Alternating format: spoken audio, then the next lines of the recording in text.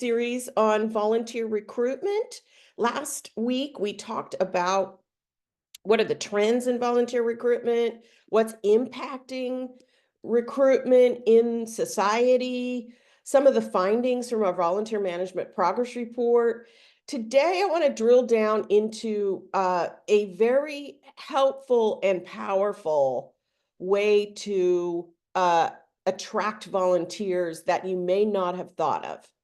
This is a strategy that many organizations, it's an afterthought. They don't think about it and they don't realize how much power it has. It's one of the most powerful ways to get awareness, especially in people that don't know you. So we're going to talk about how to get found on Google, how to recruit more volunteers with better online visibility. And part of this, I know that you all don't run your websites for the most part. You have other people that do that. You have Marcom's people, you have people in your development department, perhaps you're working with a contractor, any of that. I want to equip you so that you can have an informed conversation with them if things aren't working out very well. First of all, to assess whether or not things are working out, and then be able to have an informed conversation and even maybe update your web pages or when it comes to volunteerism.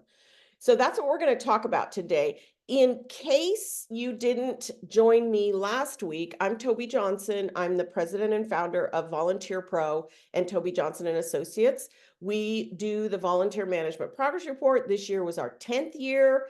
And if you scan that QR code on the page, you can download, you can order up your copy of the Volunteer Management Progress Report and see all the data that I referred to last week. I'm not sure I'm referring a lot to that data this week. Actually, maybe I am. I can't remember. I don't think so. But it's a great report to sort of benchmark where your organization is at compared to others when it comes to volunteer recruitment, and what are some things, some gaps you might identify through that report. I'm also the founder of I'm the host of the Volunteer Nation podcast. And in last week's workbook, I had a fair amount of recommendations for podcast episodes that you might listen to that can help further your knowledge around volunteer recruitment in today's digital world. That's really where our special sauce is at Volunteer Pro. We've been running an online business really since about 2015 in terms of our online community and courses, etc. And so I had to learn all of this from scratch. I did not know anything about search engine optimization or digital marketing when I first started. I had to learn, but I've been in business online for about 10, 11 years. I've had my website for almost 20, but there's more to it than just having a website. So I want to share a little bit about that today. And Brittany has posted the slides and the workbook for today, and they'll also be posted where they post the replay recording. Okay, so let's talk about what we're going to do today. We're going to talk about what is SEO, or search engine optimization. Why is it just absolutely critical to your credibility and visibility? It's absolutely essential in today's world. We're going to talk about how to create a recruitment hub. It's a sort of a website within a website that helps your potential volunteers understand what they would be supporting and encourages them and cultivates their interest and convinces them that, hey, your organization is worthy of supporting. The third thing we're going to talk about is how to optimize your volunteer recruitment pages so that they show up on the top page of Google, and how to access some free advertising on Google, as well as achieve premium placement so that your organization shows up at the top of Google. That's what we're up to today. We're about getting your organization visibility. You know, we often sort of are plagued by this myth in the nonprofit sector that because our causes are worthy, because the work we do is important, that if we build it, people will just come. But actually, people don't just come, because if they don't know about us, and they can't see us online, then they don't think we exist. They don't even know we exist. Now, our brick and mortar, they might drive by our brick and mortar, but many of us are also working online, and we're also, not in every part of our communities. And so we've got to be found online. Otherwise, people don't think you. So Kelly's asking about links to replays. If you could give people information, Brittany, in the chat on that, that would be great. Okay, let's talk about Google searches. So I just did a research on Google searches to date. So here we are. This was in April 2025 because you can't get the final number until the end of the month. And this is about volunteer opportunities near me. Now, these numbers of 100 or 63, that's not the number of searches. That's a sort of a relative number to compare search volume for volunteer opportunities near me, which is a search term. It's a general search term. I use it as a proxy to see, what's going on, or is there a public appetite for volunteering? In November 2023, that was at the top, the zenith of the searches online for that particular search term. And in April, we're down to 63. So you can see there's been a dip in the last few years, but it does spike around the holiday season, especially November. November is a very popular time for people to go online. So November is a fantastic time. I think I mentioned this last week for folks to actually, and I think we talked about this last week, for folks to really do a lot of outreach for volunteers to get people into all kinds of roles, not just those episodic Thanksgiving and holiday volunteering. So Google searches, there's a little bit of impact on Google. We're starting to see a drop a little bit, but part of it is when people stop searching when they don't find what they're looking for. Like, oh, it doesn't exist, I'm going to stop searching for it. So we've got to make sure that we're visible when people are searching things like volunteer opportunities near me. And so let's take a look at what is SEO and why does it matter? Because in those searches, we want to show up at the very top of Google. So let's take a look. Search engine optimization, what is it anyway? I ask people in groups sometimes, do you know what SEO is? And everybody's like, what? What's SEO? You may know, but I'm going to explain it for the people who don't. So search engine optimization is the process of improving your website so it shows up higher in search engine results. Mostly Google, but Bing, if people use Bing, Google has the vast market share. I would say like over 90% of all searches are done on Google.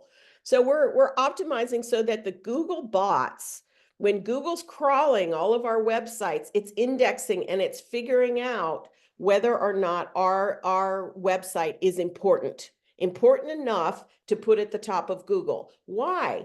Because Google wants to make sure that everybody searching can find what they're looking for. Otherwise, they won't use the platform anymore. So they want high quality results for people who are searching on Google. Google is also an advertising machine. That's how they make their money. They place ads in Google, sponsored ads, so people can click on them. That's how they make their money. There's no other way to make money in Google. Google also owns YouTube. So you want to think about YouTube as a if you feel like your website is doing well, then if you have a YouTube channel, you can optimize that, because YouTube is also a search engine. People are using keywords in both Google and YouTube to find content that matters to them. So we want to make sure that when people are looking for volunteer opportunities in your area, that whether it's your cause impact area or your local geographic area, that you show up at the top, because people don't scroll very far down before they stop looking. They click on the first 3 search results. So why does it matter? So here's just some numbers for you. These are kind of mind-blowing statistics. There are 16.4 billion, that's right, billion searches on Google every day. They process over 189,000 searches around the world per second. This is where people go to get information. The number one result when it's organic, not a paid advertising spot, but or a sponsored ad, just organic results, the average click-through rate that people, once they see the results come up, is almost 28%. So over 1 out of 4 people, once they see that result come up, they will click on that. And the number one spot is the coveted spot because it's 10 times more likely to receive a click compared to the number 10 spot, which, the click-through rate for the numbers 8 through 10 in the sort of slots when you get your search engine results page or your SERP page, when people type in volunteer opportunities for me, for example, near me, for example, anything from 8 to 10 is basically the same click-through rate, and it's very small. So you've got to try to figure out how to get to the top of Google. All right. So here are the user demographics. I also want to show this, depending on the type of users you're looking for, the demographics of the folks. We talked about personas last week and really reaching out to your ideal volunteer. I hear many nonprofits, I'm looking for young people, or young-ish people, 25 to 34, 18 to 24. Well, and they'll say, I got to go to TikTok. And I'm looking at the Google search and I'm saying, well, wait a minute. What about just optimizing your web page? Because the number of people that are searching on Google is vastly larger than the number of people using TikTok, vastly larger. So if you were to choose, hey, we want to get younger people to our website, and you're choosing to spend your time where you cannot do both, TikTok versus Google, I would do Google search engine optimization every day of the week because it's just way more volume of folks. Okay. So older folks, not so much, right? They're not using Google as much, but about nearly 30% per day of our 25 to 34-year-olds, or of 25 to 34-year-olds, about almost a third of them are on Google every day, on any given day.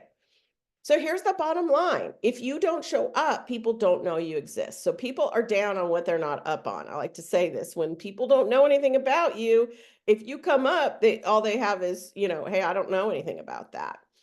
So we really want to build trust with the community, and visibility equals credibility. Now, I know that may not be fair, right?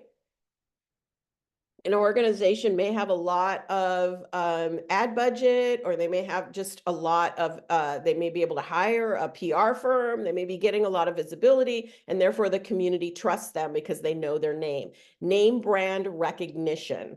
It's why people buy. Some people will not buy generic. They always will buy name brand because they trust it more, because they know the name brand. Again, it could be, it's fair or not fair, right? Doesn't matter. That's the way of the world. Here's the deal for you. Credibility. If you have visibility, then you get credibility. If you have credibility, you get more donations and volunteer applications. It's just how it is. And so you're wondering why is this hedgehog walking across the screen? Here's what I'd like you to do right now. I'd like you to check out your own organization's visibility on Google. So I would like you to take out your phone, if you have it handy, and go to Google on your phone and type in volunteer opportunities near me and see what comes up. And if you don't have your phone next to you, you can go on your browser, on Google, on your browser, or any browser on your computer. And you don't have to go on Google. You can, if you are using Safari and you're an Apple user, go on Safari. If you're using Bing, go on Bing and type in volunteer opportunities near me. And I'd like to know in the chat, does your organization show up? And if it does, what is the what slot are you in? What order are you in? If you count from the top, which number are you? First one, Claire. Excellent. Excellent. Second in the order, Brooke. Excellent. Ashley, we are not showing. Then your SEO needs some work. We are listed at number 2. Sandy. Excellent. Anybody else? Volunteer, not your volunteering your organization name. Volunteer opportunities near me. Don't type anything else in, not volunteering at your organization. not volunteering in your community. Just put volunteer opportunities near me. Number 8, Megan says. So some folks are getting some good search. That's good. Now, maybe that your community is smaller. It may be that you have excellent people working on your website that are doing great SEO. Google Maps is number 3, but our website doesn't come up at all. Yeah, that's how it works. Okay, so let's talk about not only how to get to the top of Google, but how to stay at the top of Google, because this is a dynamic thing that's going on. Google is constantly assessing.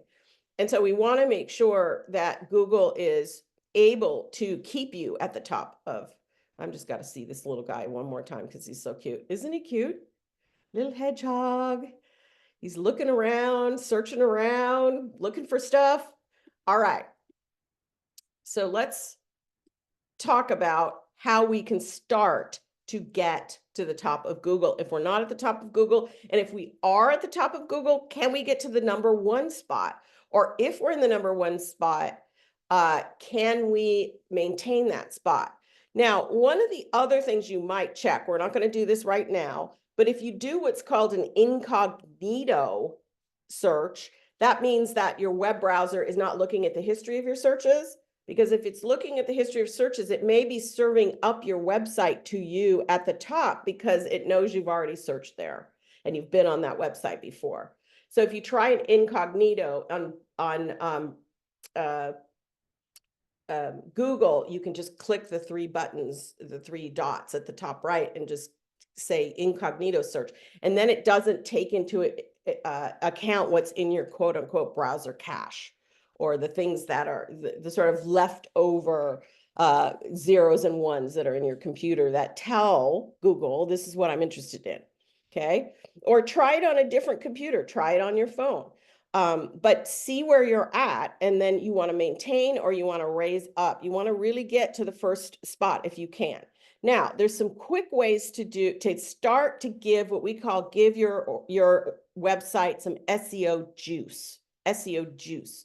So one is your local volunteer center, volunteer match, catch a fire. If you are posting to any other outside websites, like your state service commission, Volunteer Florida, any of these websites will often show up at the top of Google. So you're sort of hitchhiking on their SEO juice. So you'll often see these organizations show up at the top of Google.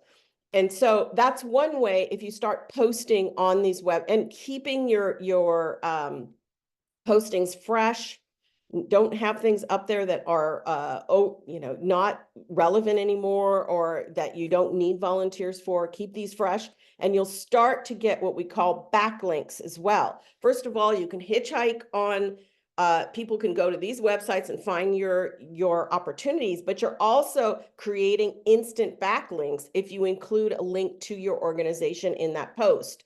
Then Google is saying, oh, other websites are posting back to that website. So the more backlinks you have, the more authority your website has, because people are linking to you. So they believe that Google's saying, well, this organization must be important because a lot of people link to it. Okay, so that's one, instant backlinks, and it's sending traffic in your direction. Now, the second way to really start to get that SEO juice and getting you to the top of Google is to create what we call a volunteer recruitment hub. As I said earlier, a website within a website. Now, the best way to do this, you're probably not the webmaster at your organization. You probably don't build the web pages, but you can create and draw out what we call a wireframe, or just a drawing of how you want it to be. And you can draw out each page and how you want those pages to be laid out. So first is the structure. What's the structure of your website? And now I've done this with my web designer before. I do some of my stuff I do myself on my website, but when I'm making major changes, I go to my web designer and I draw out and I say, this is what I want. So this is ideal because the structure tells Google that there is a structure. It helps the Google bots that are crawling your site to understand the hierarchy of information. If it's random and there's just this and that web pages, it can't understand the hierarchy of information. And so definitely you want a link or button from your organization's homepage. I am not a fan of huge drop-down menus. They don't work well on mobile, and volunteerism often gets lost. So if the ideal is to have in your menu or or a button or a link in your menu, top menu, that says volunteer. And and maybe you have another one that says donate. But get involved, it's very vague to people. Get involved, what does that mean? I don't know what that means. And then often people will have a get involved and they'll have a long list of ways to get involved. And at that point, you've lost people when it comes to volunteering, because then they start going down rabbit holes. We want a direct link to the main volunteer hub page, so that people can start exploring volunteer opportunities. So it may be that people are getting stuck on your homepage, or they don't even know volunteering opportunities exist. I worked with an organization that was a children's museum or a science and children's museum, and they had an IMAX theater. So they would have thousands of people coming to their website, their homepage every day. But their volunteer pages were about 7 clicks down. And there was no obvious promotion of volunteering on their homepage. And I said, the first people to promote volunteerism to are the people that are visiting your webpage. Why not? Why don't you have a volunteering button or a link on your homepage? That's just low-hanging fruit right there, right? So we want to make sure we have that button or link. I know it's a negotiation with whoever runs your website and whoever makes decisions about your website. But if you are really wanting to recruit volunteers, if it's important to your organization, you've got to feature volunteerism, so that anybody who comes to your main page of your organization knows that that's an option. So once people click on that, they can go to your main hub page, which that main volunteering hub page should be all about what is it that volunteers do? What's the difference that they make? This main page is not a list of requirements for volunteers. That's not what this main page should be. This main page should grab people's attention, and people should start feeling emotion. And so it's nice to have big pictures of people in action. It's nice to have a video of volunteers in action, of volunteers talking about their work, or clients that are experiencing their work. We want to have that. What is the difference? Why are volunteers here? Your volunteer commitment to community statement or a rationale for volunteerism. You want your main page to be showing people in an instant how awesome volunteering is at your organization. So a list of requirements is not the first welcome to people who come to your webpage.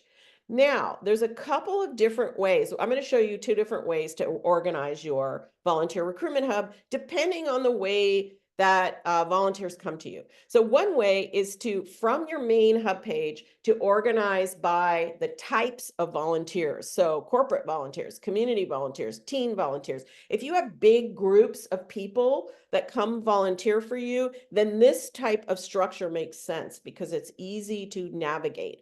And then from those, you can talk about the specific different roles. So for corporate volunteers here, we have our loaned executive program. We have a fund run support team.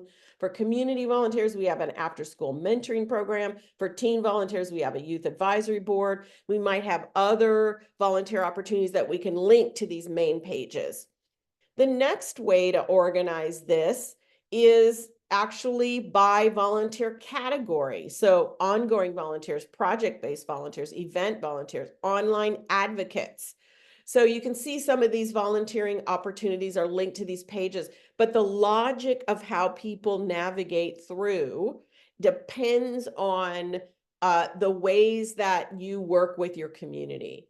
So if you have a lot of corporate groups coming to you, then I probably would not organize it this way. But if you have just a variety of people coming to you, then maybe and people have different time commitments that they want, then maybe this is the way. So it really depends on your audience. But again, Google can search this and understand what makes sense, right? So there are also, by the way, before I talk about the next supplementary pages, you can send people from social media directly to these volunteer role pages when you're specifically recruiting for them. You can send people to the main hub page. You can send people to these volunteer category pages or the volunteer type pages. So when you're sending people to your website, depending on what information you want to share with them, you don't have to send everybody to the main page, right? So these are very helpful because they're flexible in terms of how you're directing people when you're putting links in emails, social media, etc., pop-ups on your web page, etc. So there's also added pages and forms. And by the way, these should also backlink to one another. So you can, if there's a fun run support team, you can have a link that says go back to the main page, right? So you want these to be interlinked as well. There's also supplemental pages. You can add an application page with a button on every one of these pages.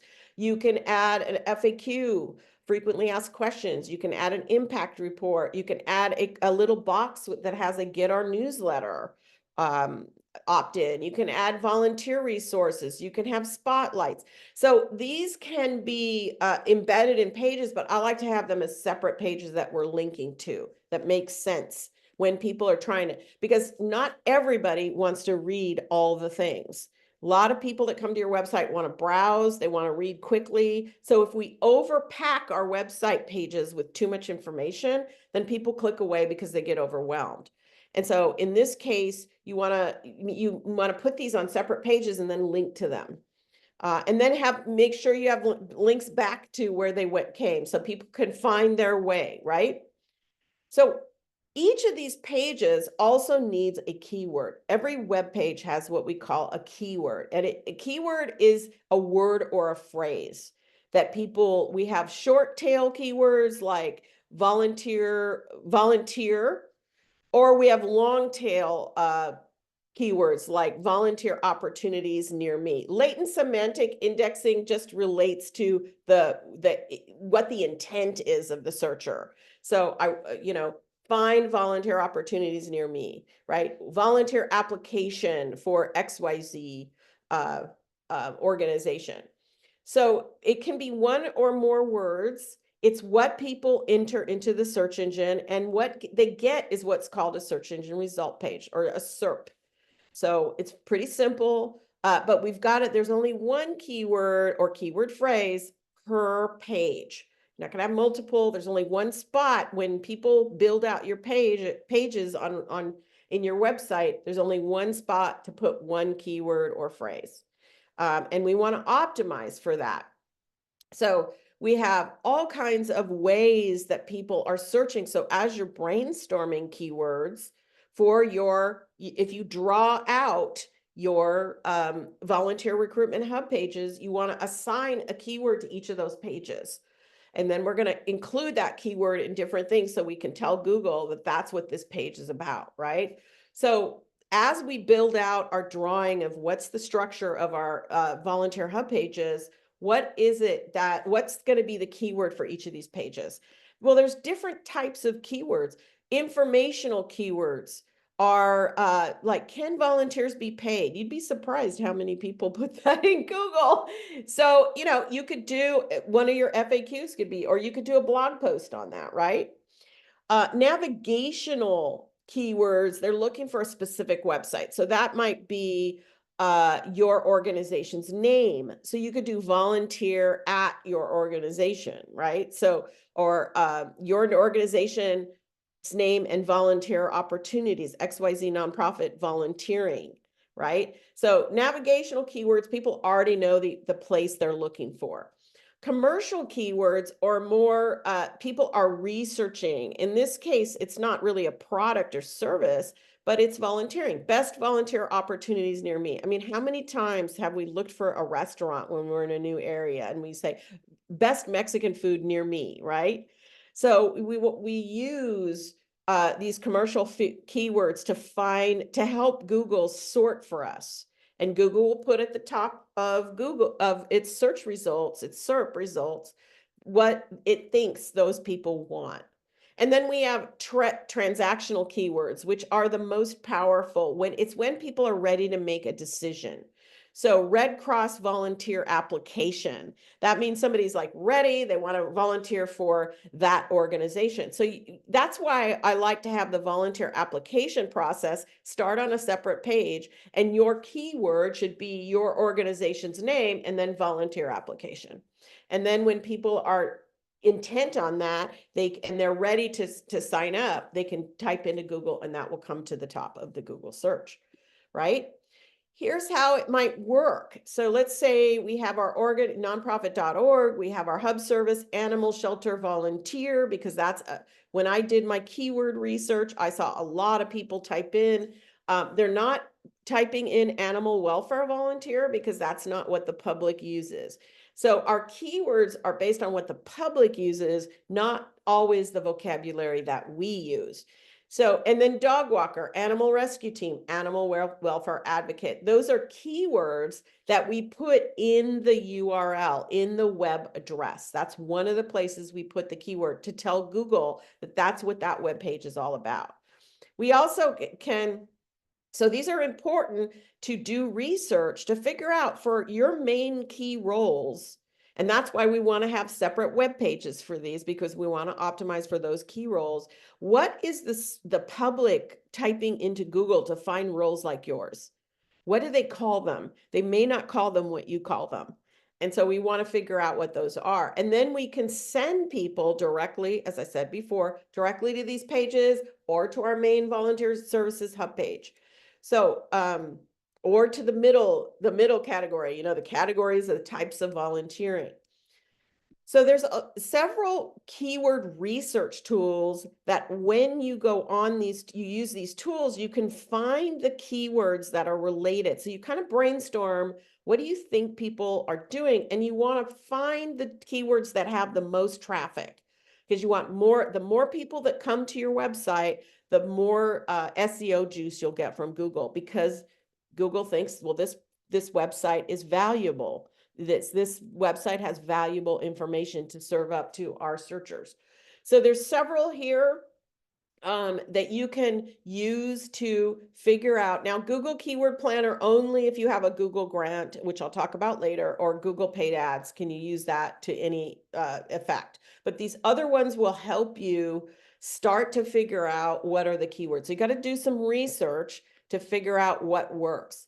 So the goal, I did some keyword research, and here are some of the keywords that came up. Animal shelter volunteer opportunities near me. Volume overall in the US is 2,400. So if you're an animal welfare organization, this is one that you might want to use. Maybe you will use this keyword in your main hub page. Maybe you'll use it. That's where I would use it. So senior volunteer opportunities, where do you volunteer? Hospital volunteer. So it depends on your organization. So you've got to research, and we're looking for high search volumes. So you see those volume numbers. We're looking for low competition level or density or keyword difficulty. And we're looking see some of these low numbers, and then cost per click. Actually, if you get low competition, but high cost per click and a high volume, then that is a really desirable keyword, because the cost per click is the amount that Google is charging folks when they click on that and they're using advertising. And if you get a Google grant, and I'll talk about that at the end, you can also, you'll be spending your Google grant money on cost per click. So it means it's valuable, means a lot of people want that keyword. A lot of people are using that keyword.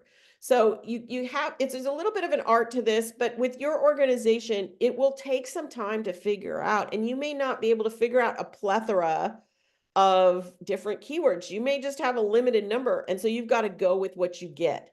It's not always it's not that we're not selling furniture online, like blue couches with canvas cover, those type of keywords that get millions of hits every month. But in our world, our keyword research is going to generate some compact, limited results, and we've got to go with what we get, right? So you can use any of those tools I mentioned and volunteer. And if you're looking for students, then maybe volunteer opportunities near me for students, right? So that has a high cost per click, low competition level, and it has a decent volume. So that if you're looking for students, that might be and if you if you structure your website like I recommended, ones for students or young people, then you can name that page. You can use that keyword on that page. So you can see why having a structured set of volunteer hub pages that are sort of a website within a website can help you capitalize on multiple keywords versus having only one or two recruitment web pages. So as you develop your keyword list, start with 5 to 10 main keywords and focus on the intent of the user. You can, animal shelter volunteer. Then think about the secondary or related volunteers. Animal shelter volunteer under 18. Those are for the youngins that want to volunteer. Volunteer with animals, animal hospital volunteer. And you just start to do research to figure out what is the volume. And again, those tools will help you come up with lists. Okay, so it's really important to structure your website. Just draw out how you want to structure it and then assign a keyword to each of those pages based on your keyword research. So let's talk about keyword optimization now. Once you've figured out your keyword for every page and you have a structure, then each page needs to be optimized for Google. Okay, and here's how you do it. So obviously not obviously, but in your URL, in your address, the web address for that page, you want to include that keyword. And you can put dashes between, if it's it's a phrase, you can put dashes between each of those phrases. That's okay. But that's telling Google right off the bat that yes, this is the keyword. Now, you'll know because you've done your research, so you can inform the people working on your website what you want the keyword and what you want the URL to be for that page. Okay. The title tag, which is a title tag is nothing less than just the main title of that page. It's called an H1 tag, but you don't need to get into that. Just tell people, I want the title tag. So you may want to draw out this web page and tell people what you want. So primary and secondary keywords you can include, but make sure you include that primary. The meta description. So a meta description, and your web designer will know what this is. If they don't, then they're not worth their salt, but they will. Is what is the description of the page? When Google, the SERP results come up, what are those little words that underneath that describe what's on that page? That's the meta description. You want it to be solid. You want it to reflect what's on that page, and you want to make sure that it has that keyword in it. The page title, I talked about title tag, the page title, same thing, subheadings, body copy, image, alt text. The description of the image should have your keyword in it. Now, I'm going to show you an example because this may seem really foreign to you. Once I show you the example, it will make it clear. But let's talk about first, what are those meta descriptions that show up? So you look at these, volunteer at pause. So I'm just giving you some examples of some I researched a while ago. This was several years ago. In 2019, Young Williams, this is in my area in West Knoxville. So volunteer pause, you can see sign up, send me pause. So that really doesn't read our privacy policy. They have not done a good job here with their meta description because it doesn't incite me to want to click on that because I'm looking for volunteer opportunities. Most popular Knoxville animal nonprofits and charities, Rescue for the Lindsay's Heart. So maybe, but there's a lot of extra information in here and it's not making me want to click. Volunteer at the Lucky Dog Animal Rescue. Follow us. There's a bunch of stuff on Twitter, Instagram. It's like, that's not telling me anything about animal rescue. And here's another one for Young Williams. Again, the snippet, nobody bothered to create a meta description or a snippet. So none of these are really making me want to click. So for each page, you want to write out what that meta description is. And it's about a sentence long. It's not very, and you don't want it to get cut off. So you want to include the keyword, but you also want to describe what people are going to get if they click on that link. So come learn more about right?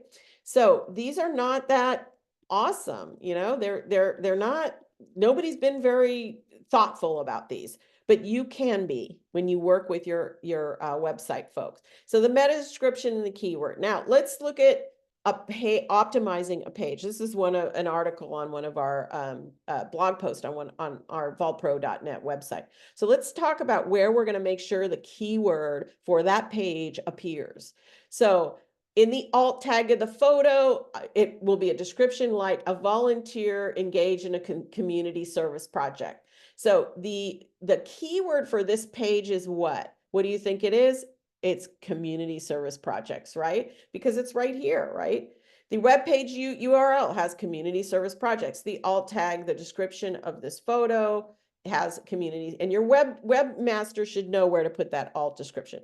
Court ordered in the first sentence of the page. You should have the web page here. It says community service projects. It should have the keyword. In the any subheadings on that page, it should have the keyword community service projects. So we're telling Google that this is the keyword for this page, and this is what this page talks about.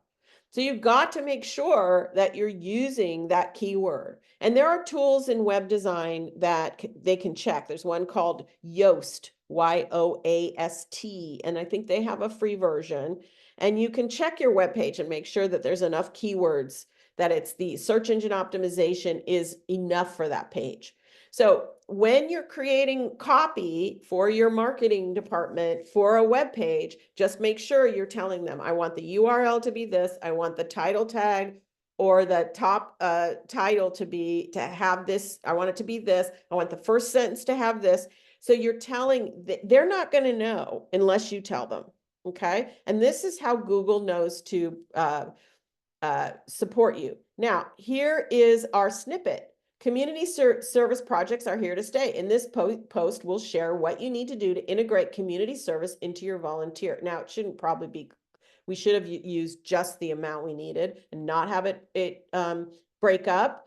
But you know what? If you're looking for community service projects and you clicked into Google, would you click on this link? Of course you would. It's telling you that it's got the information you're looking for, right? So we want to make sure that all of this is optimized.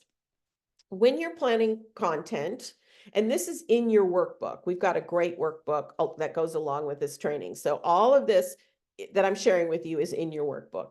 So you can use all these content planning elements. You just want to make sure the keywords that you want to include, what's the content. So you can start to plan out when you're planning a new web page or you're renovating your volunteer recruitment hub pages. Okay. So last thing I want to talk about. So I've talked about why SEO matters. I've talked about how to structure your volunteer recruitment hub pages. I've talked about how to research your SEO keywords so that Google knows you've got information to share. And I've talked about how to optimize those web pages so that each and every individual web page Google will want to index and want to show you at the top of Google. So these are all the things that go into it. One more thing I will say about keywords, you do not want to duplicate keywords across pages. So you should only have, each page on your website should have a distinct different keyword than any other web page on your website. So it helps to use a spreadsheet that keeps track of the keywords you've used and what pages they're on and what the search volume is. And you can start to ask your Marcoms people to give you reports every month on what is the traffic to these pages. Do we know? And using those keyword research tools, you can actually see if your traffic is changing and where you're in. Some of those tools, they'll tell you where you're ranking in Google, or you can just do a search and see. So you can watch yourself move up. Now, SEO is not an overnight success. It takes time. So you've got to be patient with this. But, when you type volunteer management consultant in Google, I have shown up in the top 1 to 3. I'm probably still there. I'm hoping, knock on wood, but for years, because I was smart about optimizing my SEO from the very beginning. When I first set up my tobyjohnson.com website, I was smart about SEO. I taught and took a course on SEO, and I made sure that I knew how to do it. And so in that way, Google will favor me because I deliver up. I've been very good at my search engine optimization, but I'm also offering up very high quality content. That's where our podcast is, for example. So Google knows that if it sends people to my website, they're going to get good stuff. So that's how I maintain that top ranking. So let's talk about accessing free advertising. This is the last thing I want to talk about. So let's say you're optimizing your search engine optimization. You're optimizing for keywords. You're waiting to see if you can start to move up the food chain in terms of your ranking slot in Google SERP results, but it's taking time. And you're like, we don't have time. We actually need to have volunteers. We need more traffic to our web pages. We need more people applying. And what do you do? Well, advertising is the answer. Advertising is the way to start to get people to see you, because your sponsored ads will be featured at the top of Google, right? Now, there's something you can do even ahead of that. And somebody mentioned this earlier where they said, my organization comes up in Google Maps as number 3, but our website doesn't come up at all. And we're trying to get not only your website to come up, but we're trying to get your volunteer opportunities to come up, right? It's not just about your org's website, it's your volunteer opportunities. So one of the things you can do to quickly show up at the top of Google and have premier placement is to make sure that people are ranking you and rating you on Google. So your organization probably has its website, and its brick and mortar has a map. It's in Google Maps. And so when we get folks to rate us, we're more likely to be shown in those Google Maps. So social proof is what we need to start to get our volunteers and our community and our staff to help us with. So social proof is basically human beings decide what to do based on what other people are doing and saying. It's what social proof is what Amazon was built on. Social proof is what Yelp was built on. Social proof is what Google is built on in some respects. So it's about rating. We will decide. Now, this picture is really fun. You're wondering, why is there a girl with a dog here? Well, there was a scientist who wanted to see how impactful social proof was. His name was Albert Bandura. And he had kids, he was working with children who were afraid of playing with dogs. And they had these kids watch other children playing with dogs. And after about a day of this, the kids that were afraid started playing with the dogs. They would jump in and they'd start playing with the dogs. And they had lost their fear of being around dogs. And they thought to themselves, well, this really probably can only happen in person. It really can't be done with video. So they tried it with video. Same story. When the kids watched the video of other kids playing with dogs, at the end of several hours, they were able to jump in and start playing with these dogs without fear. They also thought, well, this is going to wear off after a couple of days, and then they're going to be afraid of playing with dogs again. And it didn't. It didn't wear off. So social proof is that powerful. It can cure children of being afraid of playing with dogs. When they see other kids, we are basically animals the human race is a group of people that likes to work together. And, based on years and years and years of evolution, one of our biggest fears is that we will be cast out of our group. If you think about it, back in the day when we were running around the savannah, if we got cast out of our group, then we wouldn't survive. And so we really are attuned to social proof. We're attuned to what we call social normative influence. So whatever the pack is doing, we're going to do too, for the most part. Some of us are really independent thinkers and we critique some of that, and that's fine too. But when it comes to advertising and it comes to promotion, especially online, consumer ratings and reviews will drive behavior. Think about it. Last time you went out to eat, to a place you were researching, or a book you were buying, or you were buying some other product, you were booking a hotel, you are reading reviews. And the people that are writing reviews and rating these are people usually that have used that service. They're not, professional critics, but we believe them because we believe in social proof.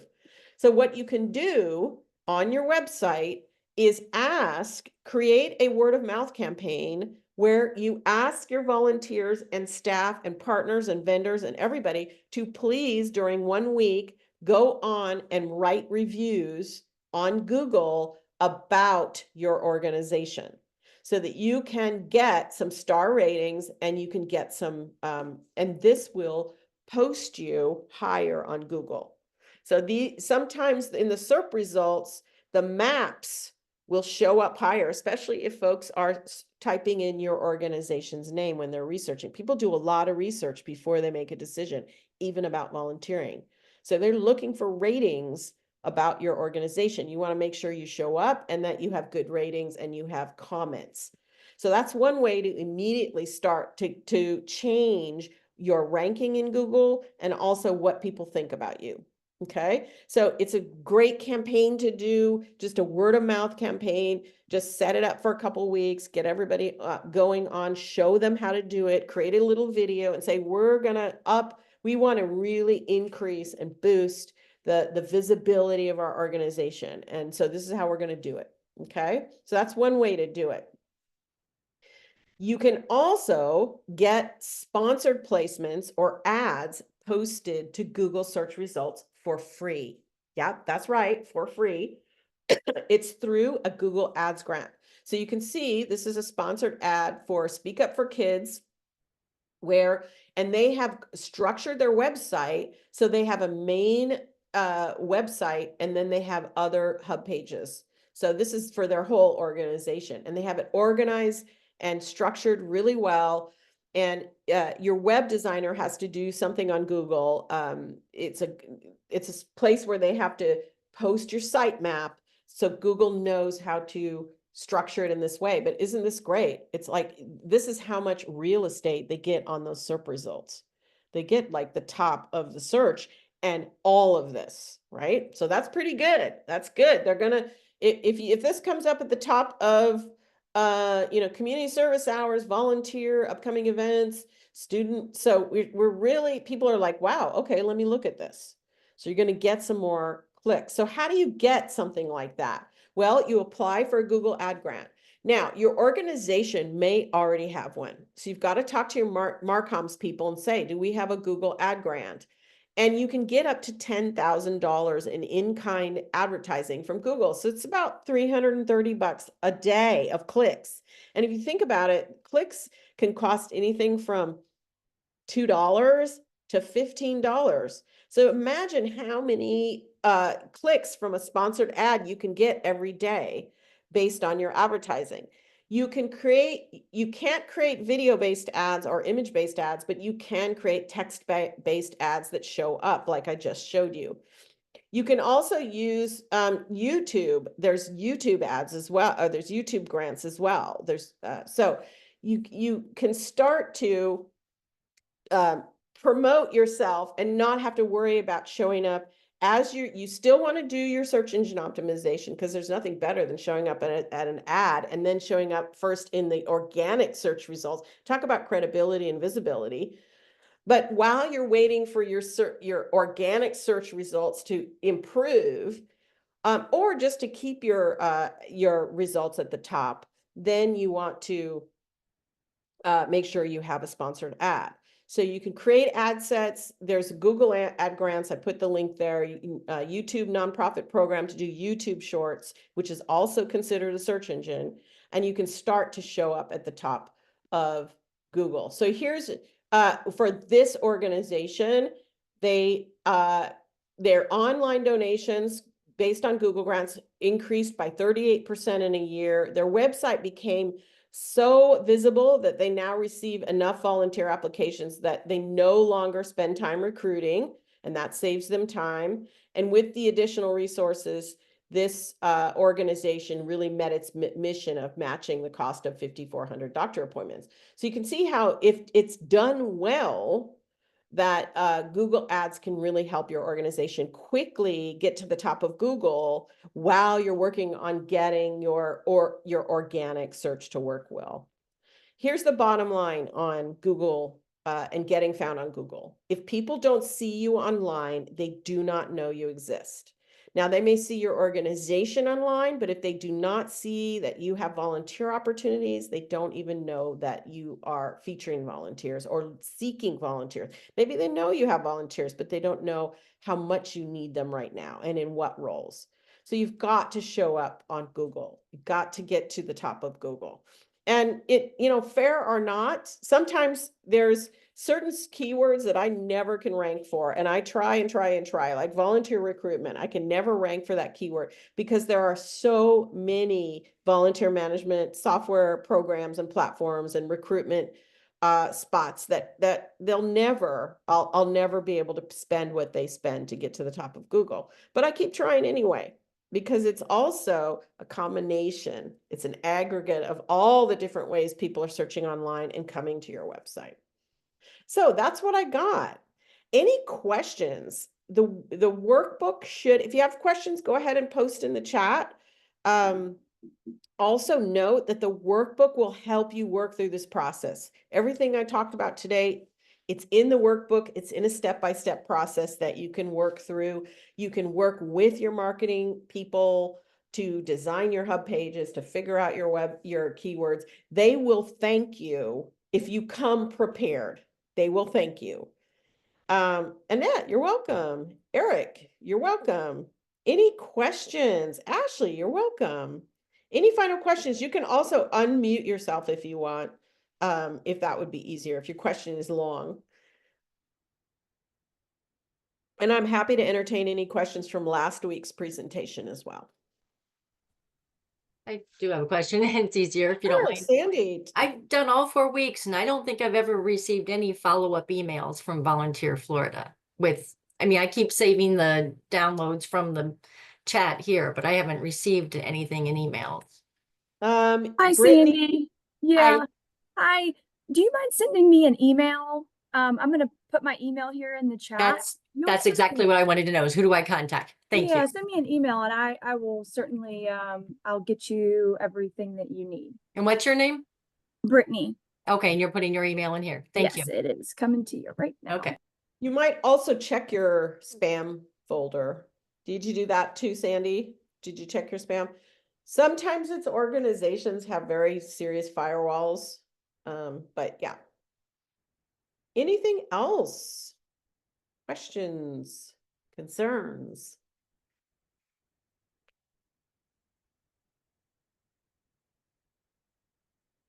Well, I think that's it, Brittany. Anything else? Wonderful. Thank you so much, Toby. Oh, here we go. It's not a question, but maybe a suggestion. Drafting a plan to get buy-in from marketing and upper leadership from team might be helpful. I'm newer. So Brooke, I'm going to stop my share. There is a podcast episode I did with Kivi LaRue Miller that would really be helpful to you. And I'm going to find it and I'm going to post it in the chat. It is on how marketing and communications can work closely with So let me just find it. Because that's exactly what we talked about. We talked about how can marketing communications work with volunteer services. And Kivi was the person who taught me everything I needed to know about digital marketing when I first started out. So I am going to give you this. And so if you want it, we had about an hour-long conversation, so it's basically a training in how to do that. So check that out. There you go.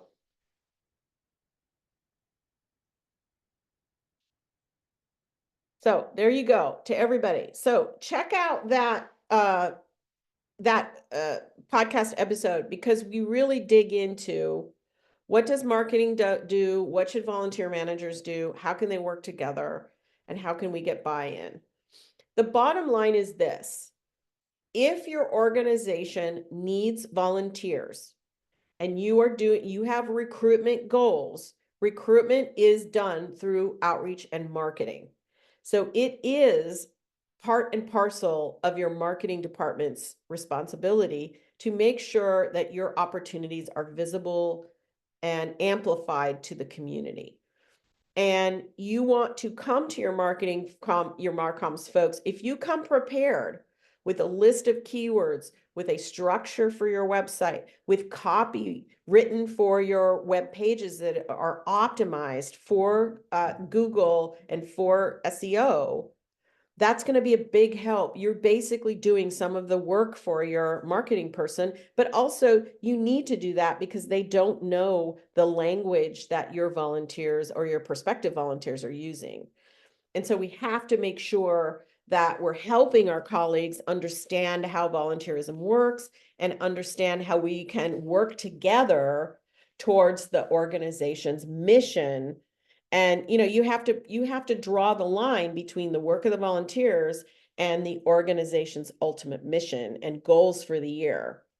And so, you got to start using language like strategic goals. Some of our strategic goals for the organization are XYZ. Well, we're going to do that through volunteer talent.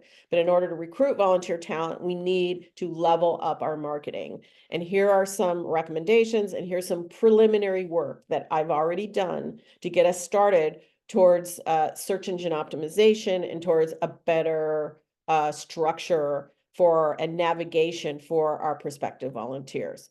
And you've got to talk in that type of professional tone, confident, and you can say, I'm looking forward to collaborating with you on this to meet our shared organizational goals. So that's the kind of confidence, without being a jerk, but also saying like, look, I can't do this alone.